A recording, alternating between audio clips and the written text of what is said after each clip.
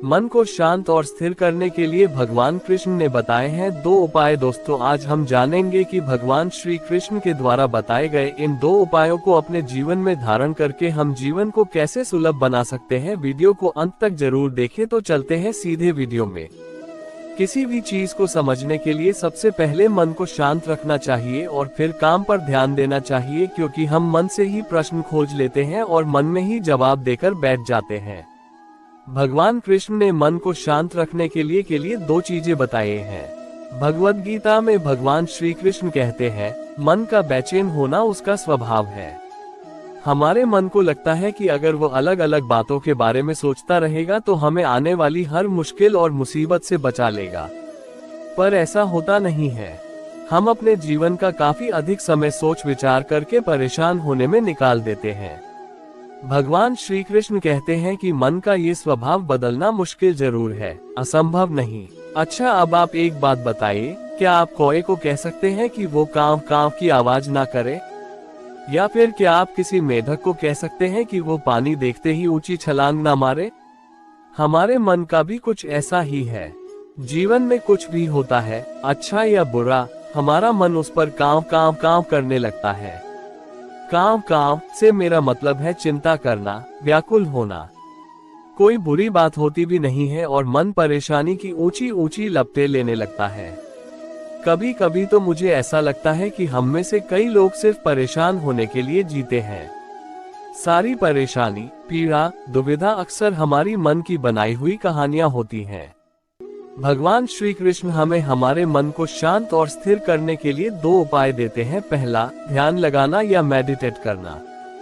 दूसरा, वैराग्य भाव सीखना। अब ध्यान या मेडिटेशन शब्द सुनते ही आप में से कई लोग कहेंगे कि आप आंख बंद कर सांसें अंदर बाहर नहीं ले सकते। यहाँ हम सब गलती कर बैठते हैं। मेडिटेशन या ध्यान का मतलब सिर्फ आंख बंद कर बैठना नहीं होता।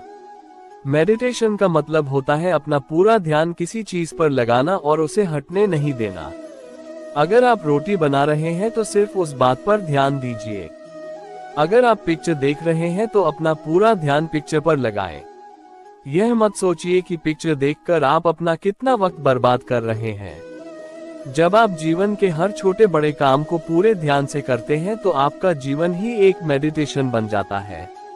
ऐसे जीवन में शांति, स्थिरता, साहस और सफलता का होना अनिवार्य है। वैराग्य भाव दूसरा उपाय।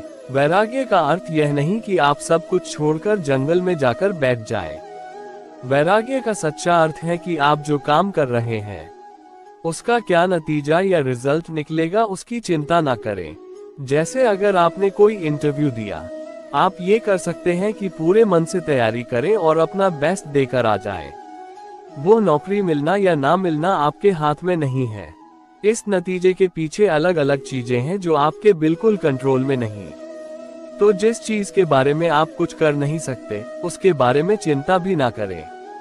यही वैराग्य का सच्चा मतलब होता है। इस नतीजे के पीछे अलग अलग चीजें हैं जो आपके बिल्कुल कंट्रोल में नहीं। तो जिस चीज के बारे में आप कुछ कर नहीं सकते, उसके बारे में चिंता भी ना करें। यही वैराग्य का सच्चा मतलब होता है। आपका मन जब भी कौवे की तरह अलग अलग बातों पर आपको परेशान करने लगे, तब अपने मन को भी प्यार से समझाइए और शांत कर लीजिए। बस अपने ऊपर विश्वास रखिए कि आप कभी अपना बुरा नहीं होने देंगे। और यही है भगवान श्री कृष्ण का दूसरा उपाय, मन को चिंता की लपटों से बचाने का। याद रखिए, आप पूरे के पूरे इंसान हैं। समझदारी, संयम और कुशलता से भरे इंसान। आशा है कि आपको हमारा यह वीडियो पसंद आया होगा, तो इन उपायों को जरूर धारण करें और समझे भी। तो मिलते हैं इसे एक और वीडियो में। जय श्री कृष्ण, राधे राधे।